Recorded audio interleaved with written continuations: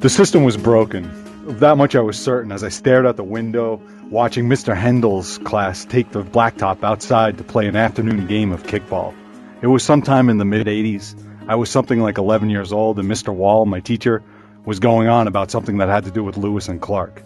It was springtime, to be sure.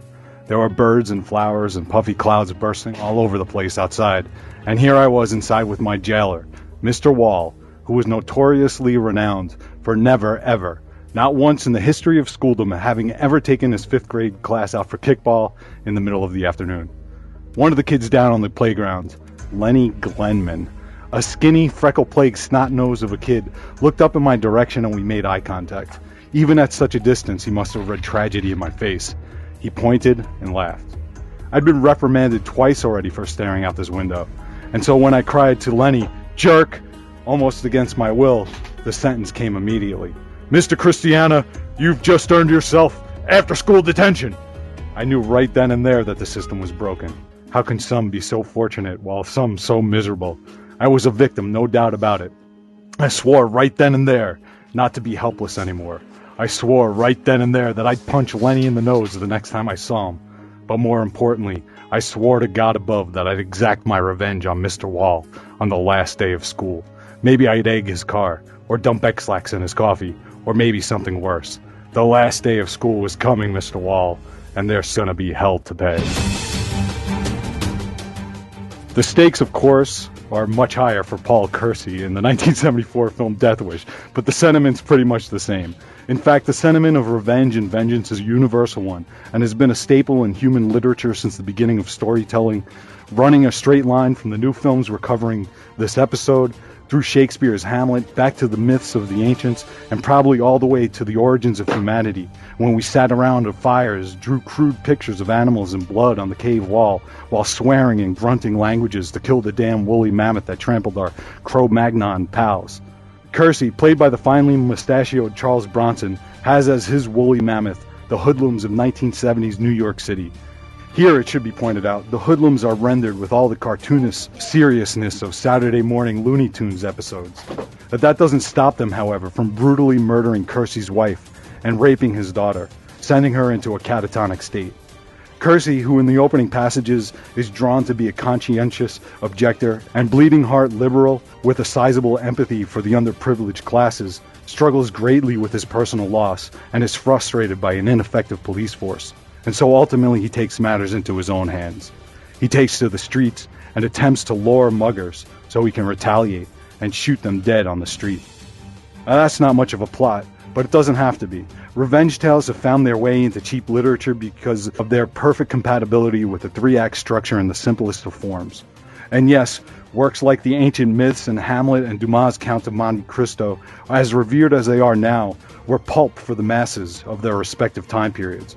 There's perhaps nothing as gratifying in our imaginations anyway of seeing injustices rectified and injuries repaid twofold, and cinema, as the greatest provider of wish fulfillment, is the most perfect of all forms of storytelling for revenge tales.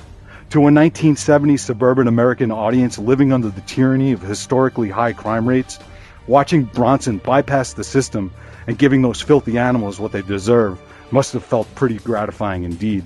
Hell, based on the film's commercial success upon its release and its eventual status as a cult classic, the film must have been goddamned empowering to the terrified American audiences. The fact that the hero in the opening passages is a level-headed, non-violent, reasonable member of society who was anti-gun, anti-violence, and underclass compassionate must have made it seem all the more reasonable. And just maybe, this film made a persuasive argument that vigilantism was a necessity in late 20th century America.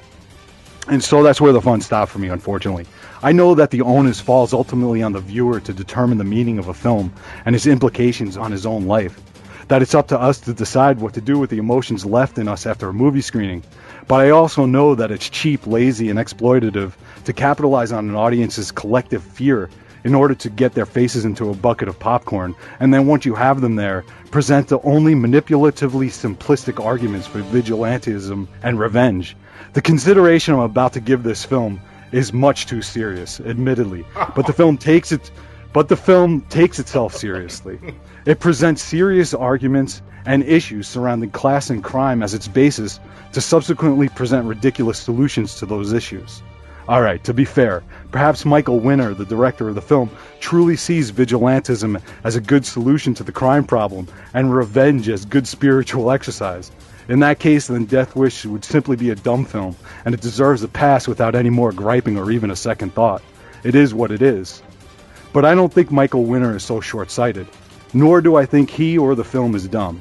The film was based on a novel of the same name by Brian Garfield, and though I haven't read it, from what I understand, the book has a more complex and nuanced representation of the reality of vigilantism and revenge, and so, in the final analysis, the filmmakers made very conscious decisions to dumb down the story in order to reach as wide an audience as possible. They knew exactly what they were doing and why. So, irresponsible, cheap, and exploitative? Yes. Dumb? Absolutely not. So the film, in my opinion, shouldn't be disregarded as meaningless junk food cinema. And because the artists responsible for it made very intelligent and conscious storytelling decisions, the issues it brings up deserve a minute of contemplation. It doesn't take a genius to see the potential negative consequences of vigilantism such as presented in the film. For every citizen to be enforcer, judge, and jury, would mean you or I could easily be shot for the pettiest of transgressions, or for nothing at all. It wouldn't take long. If everyone is armed and believes that he's a one-man legal system, well, shit's gonna get ugly real quick. Look around you the next time you're stuck in traffic, or the next time you're online at the Walmart or filling up your gas tank. Look at the people next to you. Take a real hard look at them and imagine them with a gun and what might be running through their head when they're deciding to point a gun at someone. Think about it. Is that the kind of world we want to live in? To have the dumb fucker who just cut you off so he can be first in line at the drive-thru to order a supersized meal? You want that dumb fucker to so easily have a weapon at his side, and worse, much worse, to have rattling around in his head, right next to his sense of entitlement, the righteous conviction that he can use that firearm whenever he damn well pleases? Sure, you can fire back with that firearm that's at your own side, but you want your existence to hinge on whether or not you're a quicker draw than that fat anonymous slob shoving french fries into his face? And let's face it, if a complex and carefully designed legal system gets it wrong from time to time and convicts innocent people, don't you think there's just a tiny chance that, say, the disgruntled checkout clerk who forgot to take her happy pills that morning might just make a mistake and blow away someone who might not quite deserve it? And as far as the price of revenge takes out of your soul, since Michael Winner fails to bring it up in the film, it doesn't take all that much brain power to understand that once you've turned that corner and harm another simply because they've harmed you, then you've become the same type of animal as they. That, in effect, you've allowed yourself to be victimized by the same person twice. The first, okay, it wasn't your fault. They've hurt you bodily. But the second was your choice. And now you've willingly offered up your soul to them. They possess you fully now. Why give someone that power over you? Ultimately, revenge is vanity, and vanity is weakness. To rise above, to endure, though certainly less cinematic and much, much more difficult to resolve within, is the more heroic endeavor. To quote Dumas' Monte Cristo, "Fool that I am that I did not tear out my heart the day I resolved to revenge myself." From Medea to Hamlet to Monte Cristo, all the way to Dead Man's Shoes, the film we'll review in a few minutes, we see that, yes, tales of revenge can serve as lowbrow entertainment, wish fulfillment of our darkest, most violent desires. But they can at the same time be richer, more nuanced portrayals of those same dark urges, from which we can derive richer understanding of those urges and thus of ourselves. Whatever of that theme was present in the novel has surgically been removed from this film, much to the shame of the filmmakers. Taking the high road, of course, won't fix a broken system, a system that in 1970s New York City produced record numbers of violent crime. But, and I hate to resort to cliche here, but it fits, two wrongs don't make a right. Piling the crime of vigilantism on top of another crime only makes the system that much harder to fix. The answer, I humbly submit, is to fix a systemic problem on the systemic level, to assess the flaws of a system that produces citizens to resort to violent acts against one another, and as hard as it might be, to rectify the matter there before the violent acts are committed. But that's a question for another time, another film. And I never did punch Lenny Glenman in the nose, and I never egged Mr. Wall's car on the last day of school or dosed his coffee with X-Lax. None of those things, I realize now, would have gotten me out on the blacktop playing kickball that fine spring afternoon. However, Not unlike the 1970s American audiences watching Death Wish, imagining I did, watching those acts play out on the movie screen in my head, helped me get through a rough day and an excruciating detention. Joe, you really find this to be some serious lazy filmmaking, huh? I Man, there are issues that Because could that you're telling me that you think, and you haven't read Garfield's novel. no, Okay. I haven't. I Okay. read a song though. No, but you're telling me that you think that, there's a good possibility that the book is obviously more in depth and probably, handles, what's really going on here at heart better than what Michael Winter puts together in his 100, what, an hour and 20 minutes of film. Yeah, I do. I think Garfield disavowed this film actually Yeah. after a while, and But it should and just and using circumstantial evidence here. I mean, the whole first part of the movie deals directly with underprivileged classes, and yeah, the crime problem, and liberalism, and anti-violence. And then it just seems like first I read a summary, and there was more emphasis on what happens to the hero in the book, from what I understand, hmm, which is probably close to the other films that we watched in this that we're reviewing in this episode, and all of the other films, almost all of the other good films of revenge throughout history, like Monte Cristo and Hamlet. Guys who couldn't help themselves and went and exacted their revenge, but paid a second price because of the damage that it did to themselves in right, doing so. right. And I think that the novel, based on circumstantial evidence, again, I haven't read it, but based on how this movie was set up, and then it just didn't resolve in any way. Yeah, It there's just felt no cheap and lazy to Yeah, me. yeah. There's no doubt that the writer, Brian Garfield. I mean, I asked him to come on the show to talk about this movie, and they told me that he wants nothing to do with talking about this. Yeah, I'm Yeah, pretty sure he that. wanted nothing to do with it. Like he said, sorry, I appreciate it, but they wanted nothing to do with it. And I mean, Yeah. it's like 40 years later, and he still won't talk about it. Well, who knows what's wrong, what's going on with him now? But Right. I think he actually wrote follow-up books Hmm. that addressed exactly what I'm sort of talking about directly. You know what I mean? Like, Yeah, I kind Well, of. I think it would say wasn't he kind of distancing himself from even the book that he wrote, like not even necessarily the movie, but even the sentiment of his actual book. Didn't he say that was sort of the reason he wrote the sequel? I'm not sure. Yeah, it would be interesting to take a look at that, and it's difficult to be commenting on it without actually Right. having read it. Yeah. Right. So, Well, the sequel is it? I don't know if he wrote a direct sequel. I think he wrote a movie or a book called Death Sentence, which they right. wound up making into a movie. Mm, But from what I understand, the movie that they made is just really very, very, very, very loosely based on what he was driving at.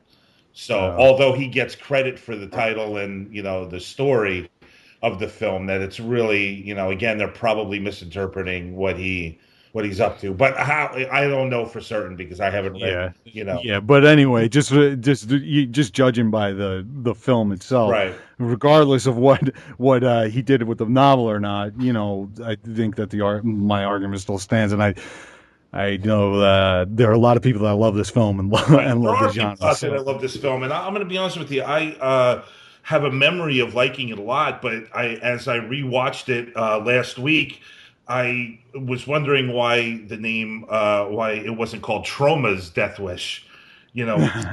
Watching this, to be quite honest with you, I just found it completely pompous and ridiculous, and somewhat even insulting at times. I really had a better memory of this movie, Joe. I real honestly did. Like all that was like left in me after watching it, like maybe 25 years ago when I was a teenager. Let's say, was this really dark city that was overrun by hooligans, and this man has this horrible thing happen to him, and he steps up to I guess create his own form of justice, but none of that was there. Like none of it. It's so funny how I remember it like that, and then watching it as a 40-year-old man, I'm just like, oh my god. oh, but what wasn't there? The atmosphere or Yeah, just everything. Yeah, especially the atmosphere. Like it seemed very cartoonish to me.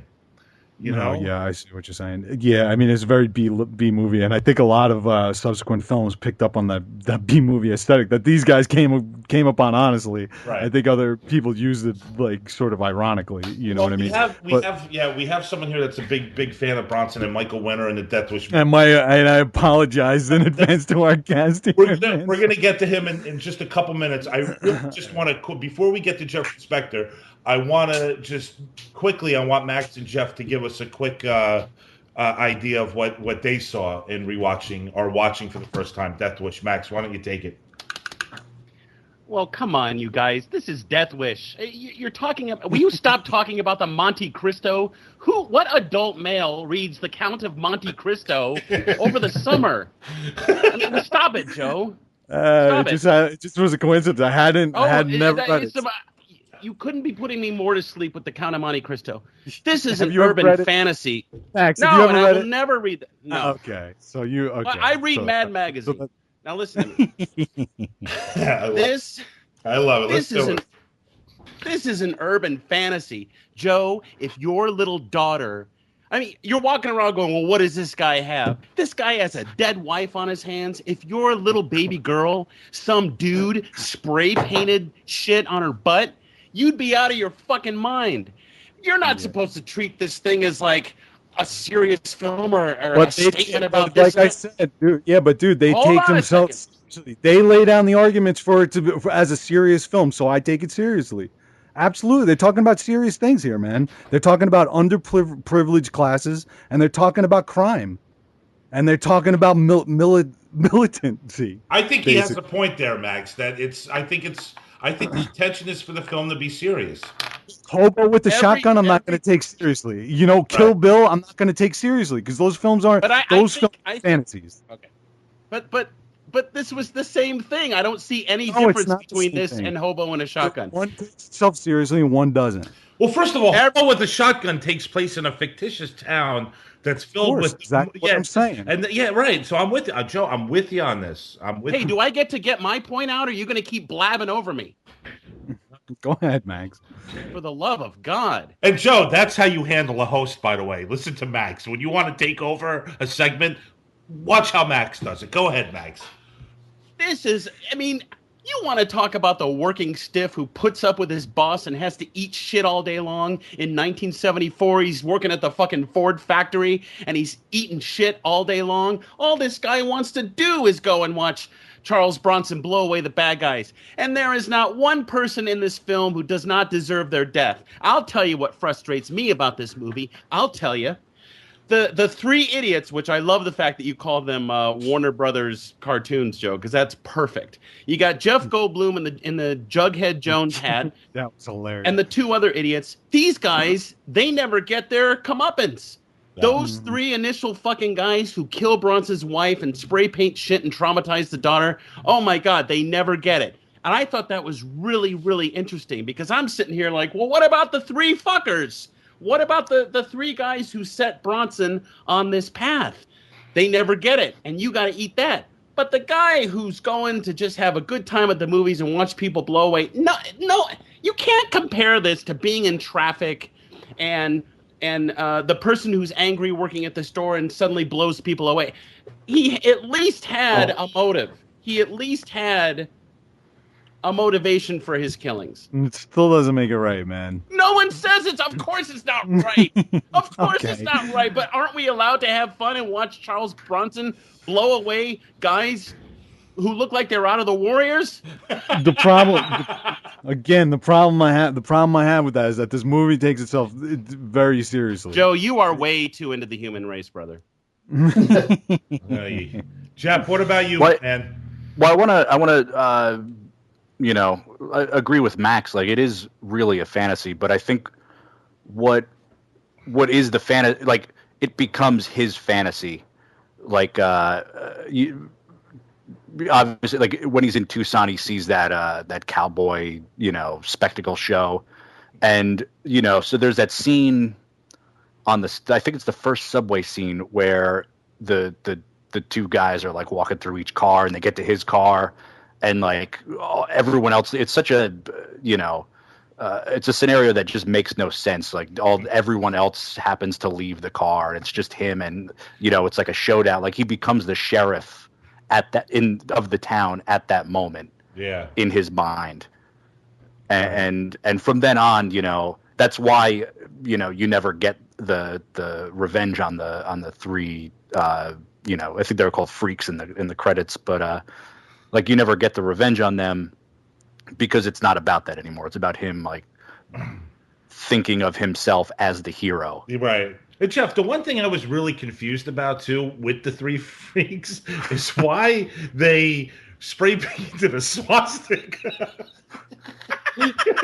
in Bronson's apartment. What sense was that? It's a junky movie. Hey, why not? Why not? I mean, are they just digging they're like, well, what could be the worst thing that they could put up on this fucking wall? Like, I bet you Winter was like, he was contemplating on the swastika or the upside down cross, and he just like he went with the swastika. It was completely ridiculous. Jeff Spector, that actor might have improv'd it and then made everyone else really uncomfortable for the rest of the shoot. Jeffrey Spector is a friend of Max Cook's. He lives, I believe, in Austin, Texas. No friend of mine. Very hip city, by the way. And I probably wouldn't mind going around shooting some of those hipsters running around there, Jeffrey. Shoot him right in the beard. right in the those lumber sexuals. I'll tell you, Jeffrey, I am kind of interested in your obsession here because even after watching Death Wish, personally, I spent a whole afternoon just looking, I'm not even kidding, looking at pictures of Charles Bronson. And I was like fascinated.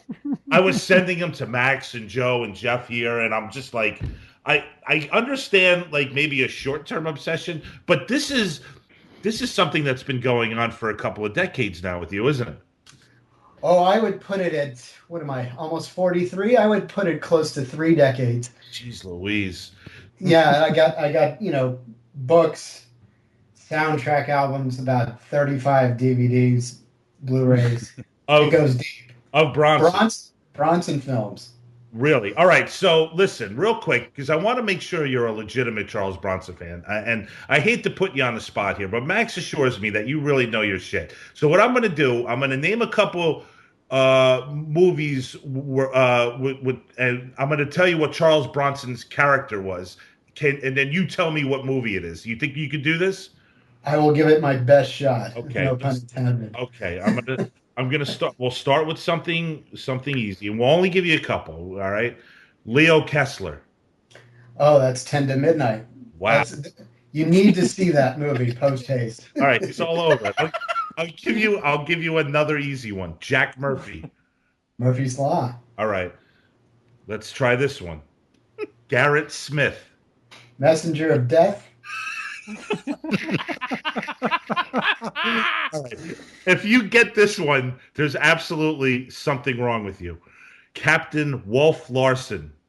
Okay, that's the Seawolf. That was a TNT movie. All right.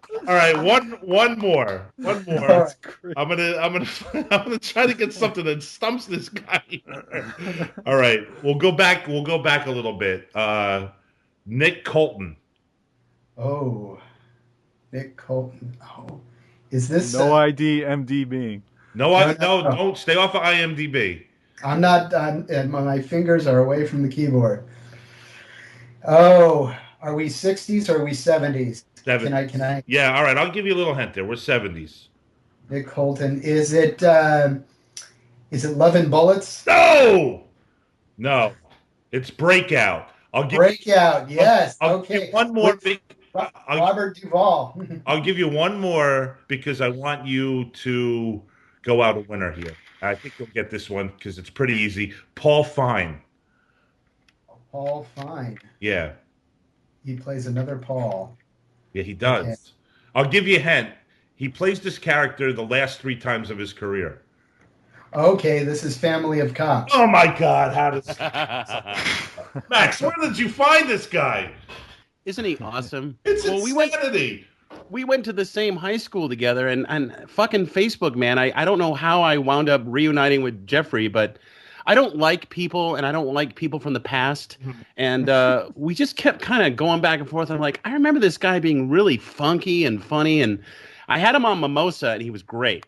And then we just kept going back and forth. I didn't even know he moved to Austin, frankly, which was hilarious. But no, Jeffrey's always very, very interesting. He's a very knowledgeable dude. So one night I'm like, well, fuck it. You know, he kept talking about Death Wish 3, and I'm like, who gives a shit? Why do I want to see this? I hadn't seen any of the Death Wish movies. And he's like, no, I'm going to bring it over and we're going to hang out. And he took like 19 buses to get over to my place. And it was like so weird. It was 22, really. But we had such a good time, and I'm like, wow, I'm really into sitting here with Jeffrey in the dark with candles, drinking, watching Charles Bronson blow bad people away. This is fun.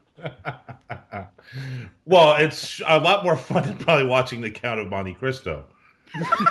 But it's not nearly as fun as eating a Monte Cristo sandwich. When did this obsession begin, Jeffrey?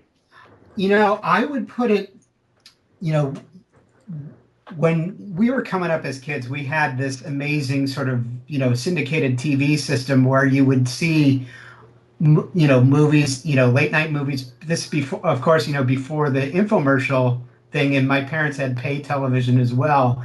And somehow I zeroed in on Bronson because I thought for the longest time he was either Hispanic or Asian, or he was otherworldly. He was almost like a caveman, like a Cro-Magnon dude with a faraway stare. And, you know, no one looked more bored and detached killing people than this guy. Right. Right. Especially when he puts on, I love it when he wears those like tinted eyeglasses. Right. You know, that's when he really he really looks creepy, like when he's doing the tinted eyeglass thing. But all right, so Death Wish was your first. I mean, this movie that we're talking about tonight, Death Wish was the first one you saw. No, you know, I think I remember seeing parts of it on TV, but the one I gravitated to was in junior high. My buddies and I, we were really into this sort of the Golan and Globus, Canon Films, oeuvre, the whole thing. We couldn't get enough of those. Like it's been the Chuck Norris, like the Delta Force, that kind of stuff. That kind of stuff. So we started to look backward, and I watched Death Wish 3, and you keep saying Death Wish 3, Mags. Like I know. Okay, Steve loves that movie. Yeah, Death Wish, not 1, 2, 4, 5. No, it's settling on 3 for some reason. Well, it's sort of the entry point. So I saw that, and that got me hooked. So I worked my way backward, and by the time I came to Death Wish, I remember watching it on VHS, and you know, to the point that was made earlier in the podcast, it does have the veneer of a serious film. It's really the other side of Dirty Harry. The original Dirty Harry. Mm-hmm.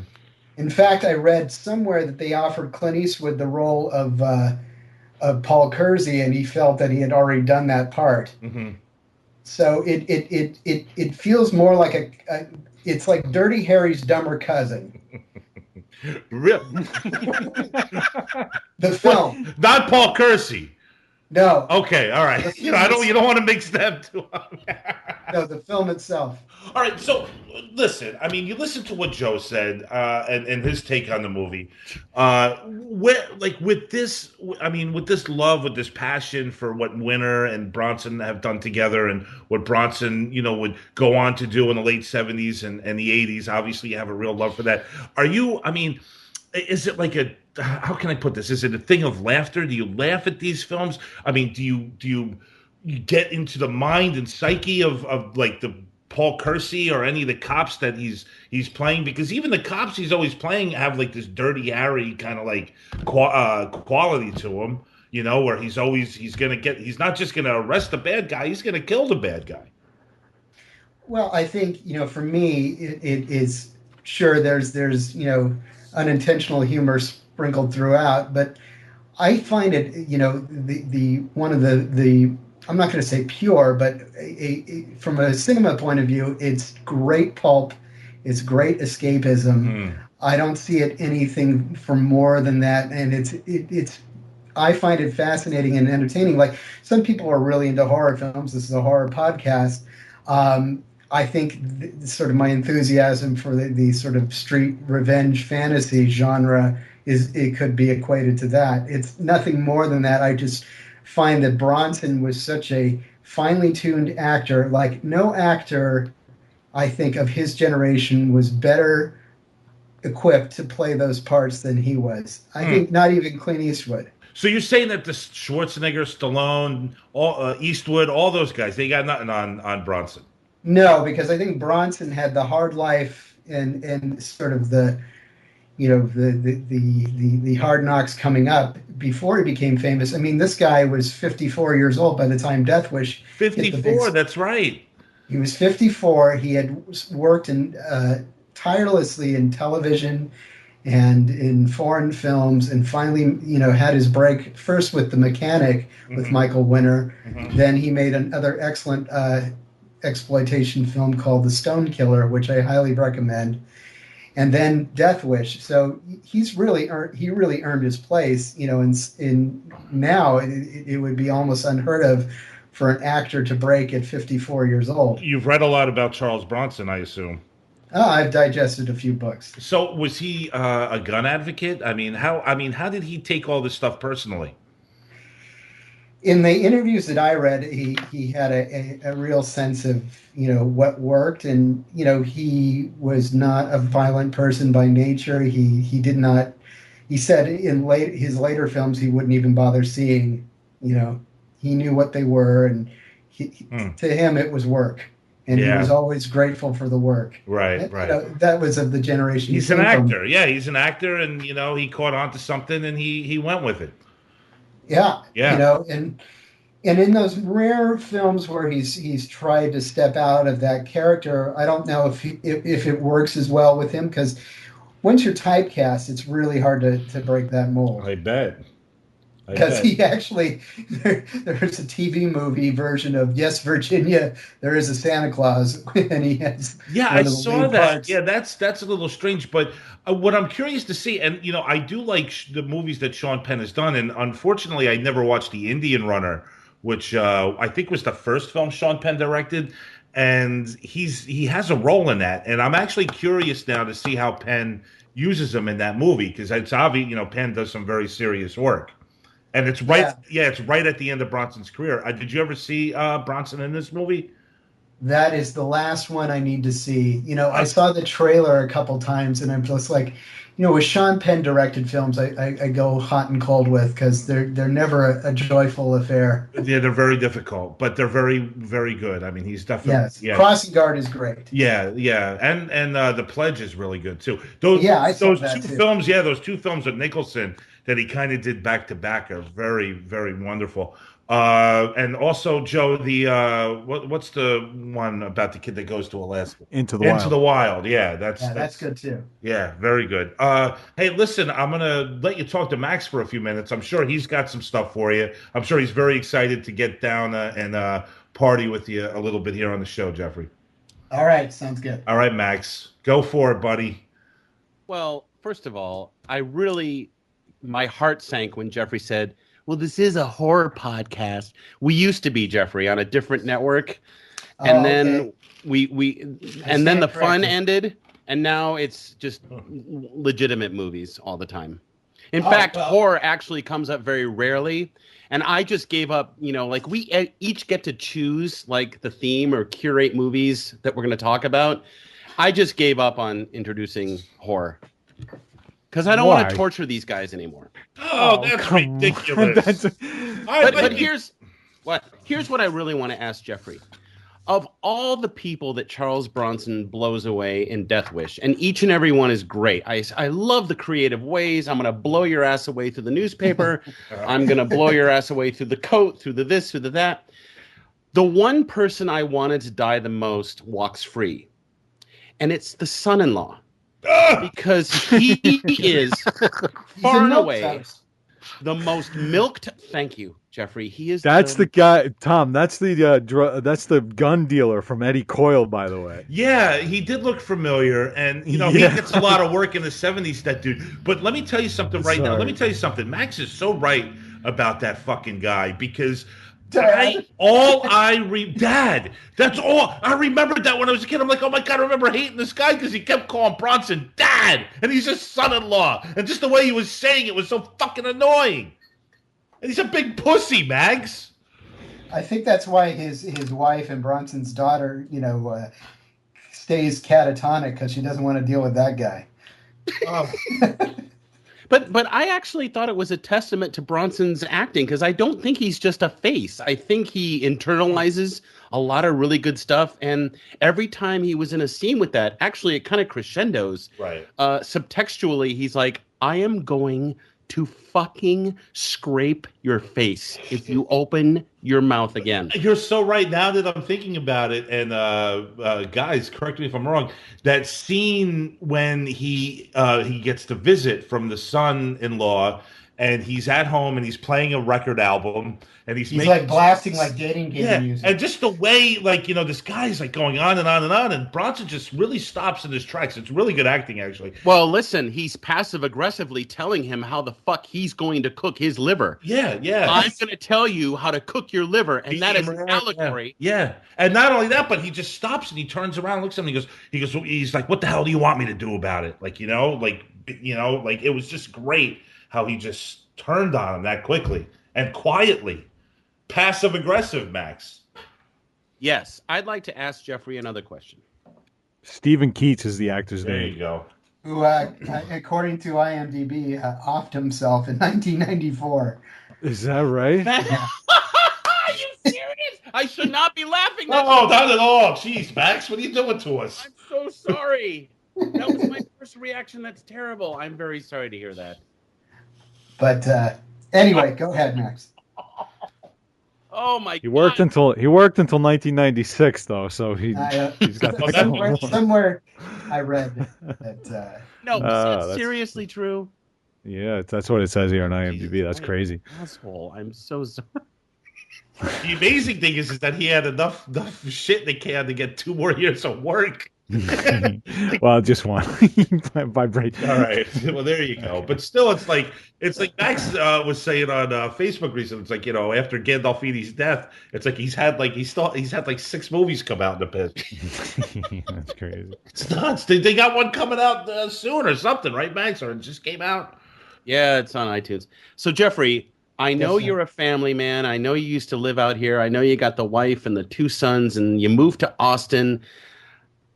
Why did you make that move, and what is going on with your life?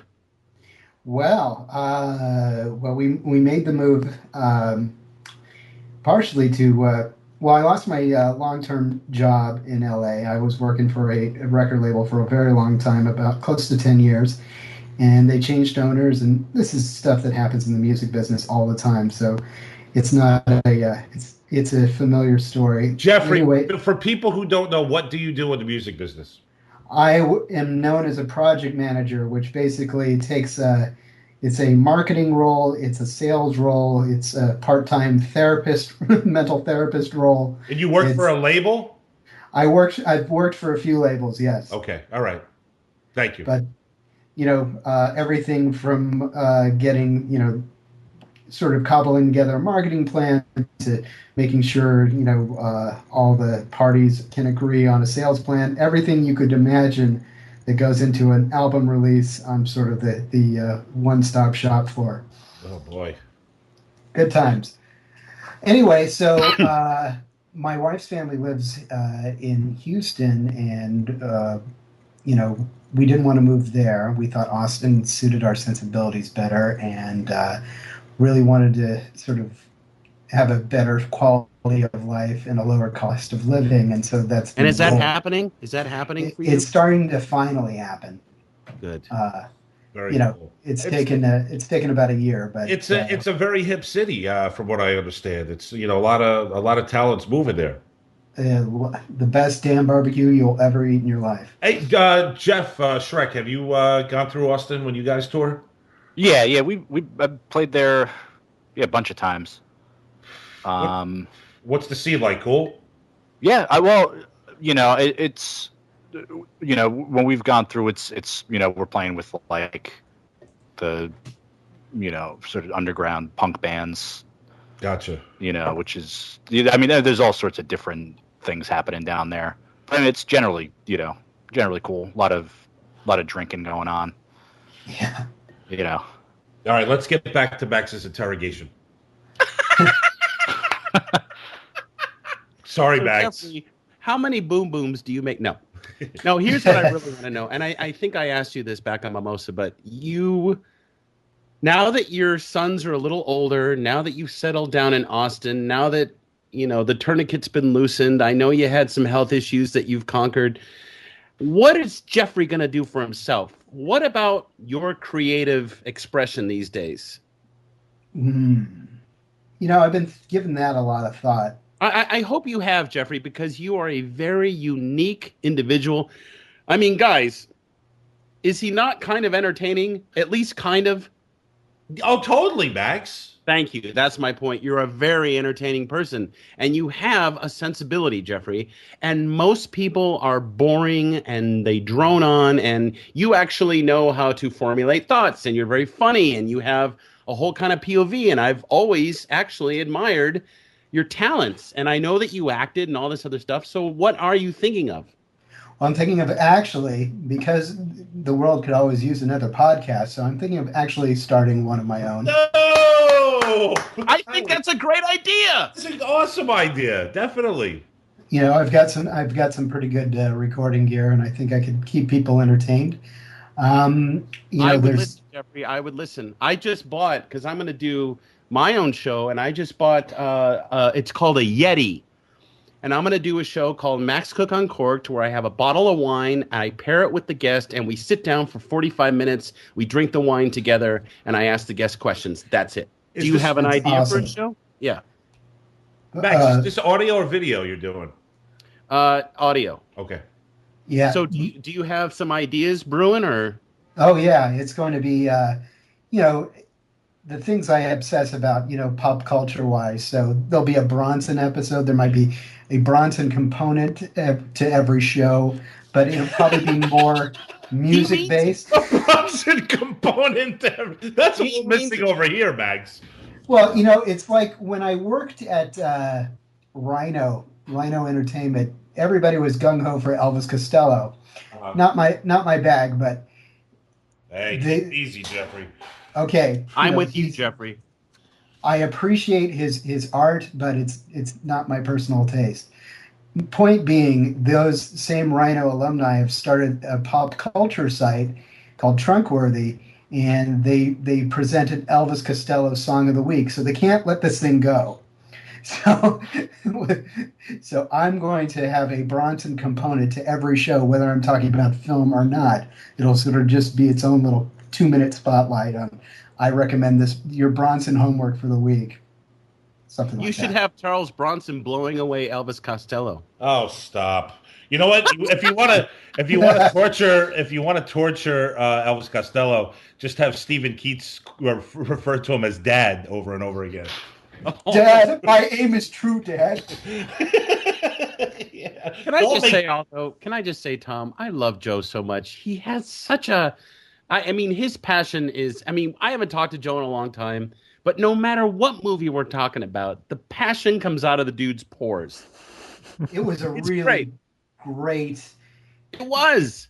Review, and nobody, you can't get that type of review anymore in mainstream journalism, so it was great and really... Do you hear what he said, Joe?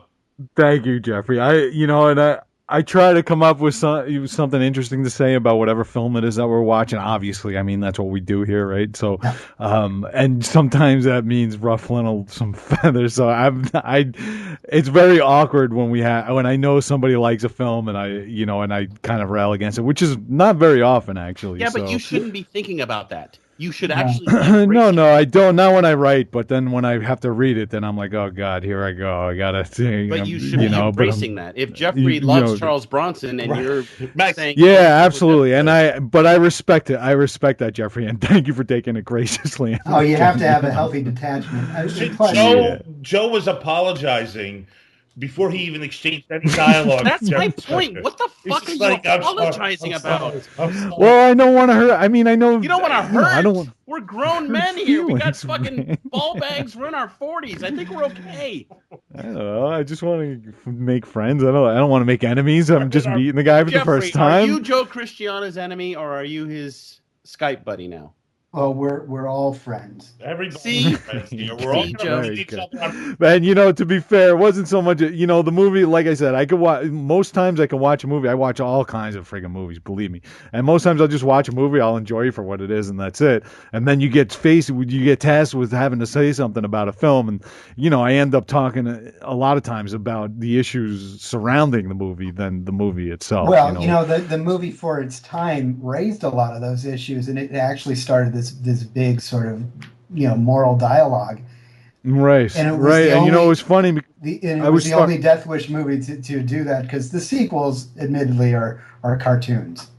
Yeah, I've never seen the sequel. They delve right into just cartoonish sort of exploitation. They're just not serious whatsoever. No. But you have to see part 3 because part 3. It's done. But can you skip right to part 3? It's done intentionally, and this is Michael Winner's own take on it. It's done with tongue firmly planted in cheek, and it's done almost as a comedy. Huh. Yeah. See, I have trouble with tongue-in-cheek movies in general. Sometimes I don't know, man. I something about them makes my I don't know. I'm not sure. Max, did you not have the best time watching part 3? Oh my God, it was a riot. But I love watching people die. I'm not a pussy like Joe. Too. Can I ask Jeff Shrek a question? Yeah, what's up? Well, dude. Yeah, what's up? Three of the three films I have on my website, by the way, have people dying in them, and 2 of them violently. You don't have to defend yourself. Now, Shrek, I know that you're a musician, and I know you take the subway a lot, right? Not at all. Oh, no.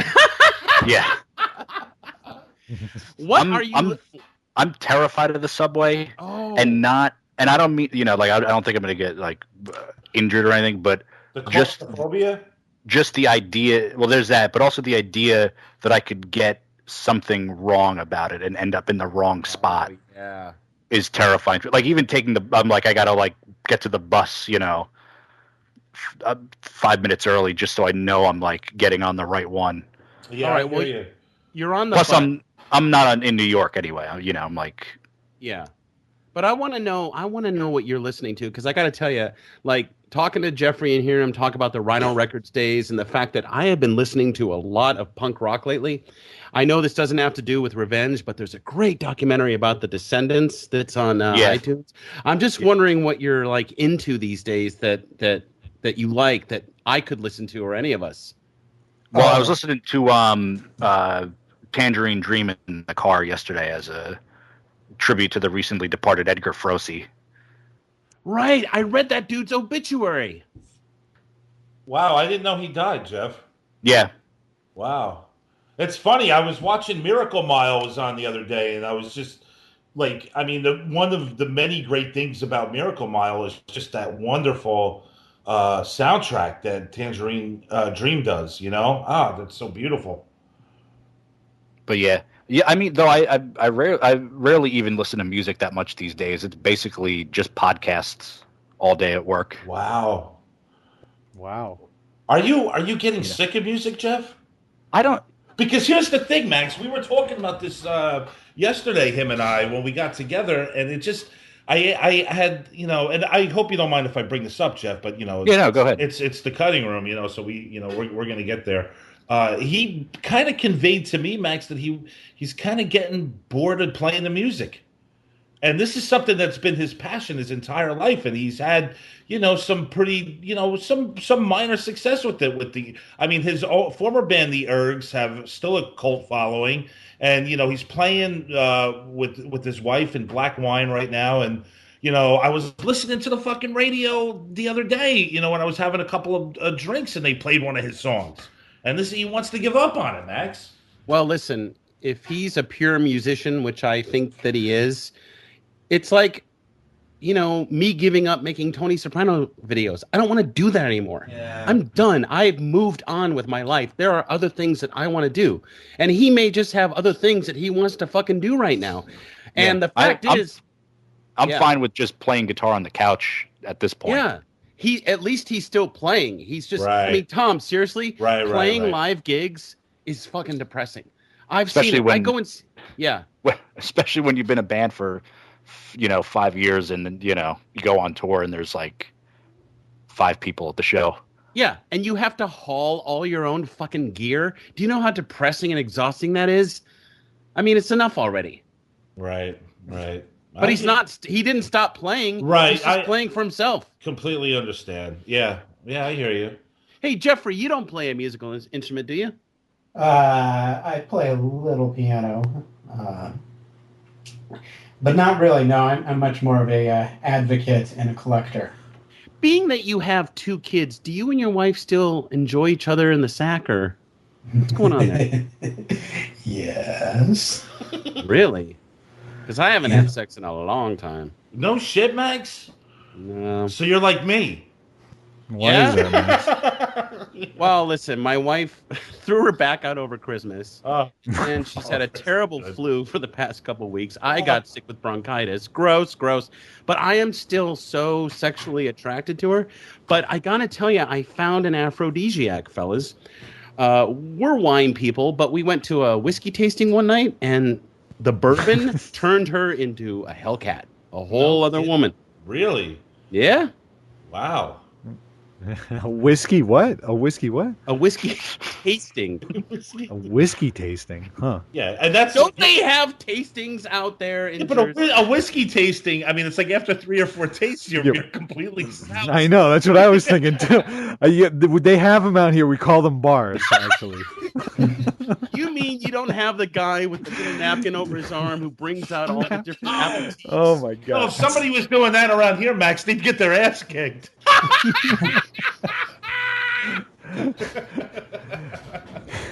Did they do the spit it out thing at the bourbon tasting? No, they had multiple glasses, so if you didn't, drink it all, it just stayed in the glass. Oh, okay. It was a speakeasy, though. I went to an actual speakeasy, and I had to have a password to get inside. Oh god! All right, Max, you got to take me to one of these things next time I'm in town. Okay. Well, listen, guys, I want to move on to Dead Man's Shoes in a couple minutes, but does anybody... They know that they legalized, they got away with prohibition in like 1929, right, man? Wait, you should have said Or is it still like a situation where they're like, it's like this soldier who's lost in the woods still fighting the war? the stragglers. Yeah. You should have said the password is Amendment 21. Yeah. Anybody have anything else for Jeffrey or on the subject of Death Wish before we say goodbye to Jeffrey and move on? Jeffrey, do you still have a big old bushy weird beard? It's getting weirder by the minute. My kids want me to grow it into a ZZ Top length. Have you ever tried to meet Charles Bronson? Yeah. That's a great question. No, sadly I never had the opportunity. I have a photo of me next to his star on the Walk of Fame in Hollywood, though. Oh, that's just as good. Yeah. But, he passed in 2003. Oh, that's right. About 10 years ago. Yeah, he lived 10 years longer than Stephen Keats, though. Thankfully for all of us. Yes. Jeffrey, Jesus. If you could, is there anyone in your life currently, if you could have a free pass that you could get revenge on and kill them? There you go. Ooh. I don't want to name names. Hey, that's fine. But there's a certain someone at my previous employment. Oh, yeah. Do you just imagine Jeffrey busting into that office with a fucking AK right through his fucking chest? Well, I like. Did I you like hear that laugh? Of course I did. That's the most that's sinister thing I've ever heard. But see, that's the point, guys, about these movies. He will never do that because he's a big sweetheart and he has a family. He's not going to risk his life. But he had fun thinking about it. Well, it's like that great exchange in Death Wish 2, and I'll leave you with this, where it's the first guy, and just for a slight tangential moment, what works in Death Wish 2 is he actually tracks down the guys that wronged his cleaning woman and killed his daughter. He tracks them down one by one, but the first one he finds, he notices that the perp is wearing a cross, and he says, "Do you believe in Jesus?" And the guy says, "Yes, I do." He says, "Well, you're going to meet him." And he blows him away. Oh my So God. I imagine me having that same exchange with this certain someone. Oh my God. Joe, you gotta love that shit. You're Catholic. God, it's so bad that it's good kind of thing. I Yeah. guess. I know don't that. know, See, that's man. the dude with like the blonde hair, right, Jeffrey? Oh, absolutely. Oh my God. So the daughter does die, Jeffrey? In part 2. Oh. Oh my God! Can you blame this now guy you for sp- killing everybody? Now Just you like the worst spoiled it luck, for me. though. You don't want to Jeez. like if you're Paul Kersey, you don't want to you don't want to procreate, and you don't want to get a girlfriend or a cleaning woman. Oh, I feel for him. Doesn't she die? She goes out the window and she lands on the fence, and it's one of those old like fences with the pointy spears, right? Yeah, she gets impaled. Like, who would ever have those fences? Like those things are dangerous. Like that's the dumbest thing to have. Michael Tom, I Winter. could send you a picture of a woman who recently jumped out of a building and was impaled on one. Yeah, see what I'm saying? Get rid of them. There's no reason to have a fence like that. Let's start a petition, a movement. I hear you. I'm gonna. I think I'm gonna. I'm gonna do it though. After we talk about Dead Man's Shoes, Joe. All right. I want to hear Jeffrey's podcast, so I'm very excited. So let me know when it hits. Yeah, definitely. Hey, Jeffrey, when you get it together, let us know. We'll help you plug it, man. Oh, I certainly appreciate it. You look for it in the next month or so. All right. Wait, awesome. one more question, Jeffrey. What other movies, if we were to talk about movies, would you come on to talk about or be into? What other kind of stuff do you like? Burt Reynolds? Love Burt Reynolds. Would you come on and do a Cannonball Run 2? Oh, absolutely. I just got Yeah. the Blu-ray of Cannonball Run. That's insane. I love the Cannonball Run. I worship by at the way. temple. So we can really get together on that one, That would Jeffrey. be Absolutely. fun. We should do the Cannonball Run. Of course we should. Why hasn't Dom it been done DeLuise. yet? You have to take a drink every time the doctor shows up. What is this That's fruit not- interruption? I can't wait to know what that means again. I know what it means. That's awesome, Jeffrey. All right, give me another movie or two real quick. Oh, I don't know if it's been overdone, but American Graffiti is a big one with me. We haven't done that. We haven't even touched on Lucas or Star Wars or anything like that But this is like, I think, Lucas at his purest. with American Graffiti. Yeah. Yeah, definitely. One more. One more. Here's a good one. Can we go way, way back? Do whatever you want. The Postman Always Rings Twice with John that's- Garfield and Lana that's Turner. great. So That- now you it got would- Joe Christiana's mouth water. Yeah, Joe's having a fucking boner right now. Well, you know what? I black and recently white. saw the remake in the '80s with with Jack Nicholson. That's a hot That's movie. I like that one. Both those movies together would be great, Oh, man. Yeah, And, yeah. Great, thanks, That would be Jeffrey. fun. All right. Who's the femme fatale? That's it. No, I get cut off. he's not telling you to leave. No, now I am. He brought that shit up. Oh my God. Who's the femme fatale in the first one, the original? Lana Turner. That's it, Lana Turner. Oh, black and Great white. film. Oh, black See, I like this guy. Oh, black and white. Oh, hey, Miss Mummy, close the door. All right, for real this time. Jeffrey Spector, thanks a lot for coming on the show tonight, dude. It was All great right. talking to you. Great talking to you guys. All right, Hey, man. good talking to you. We'll be in touch, dude. Excellent. Bye, brother. All right, Bye, that's awesome, Max. That's a good one there, man. Not bad at all. Do I know or do I know? I think you know. I like what you're doing there. I got a big smile on my face. All right, guys, let's regroup. We're going to do Dead Man's Shoes next, which will conclude our revenge film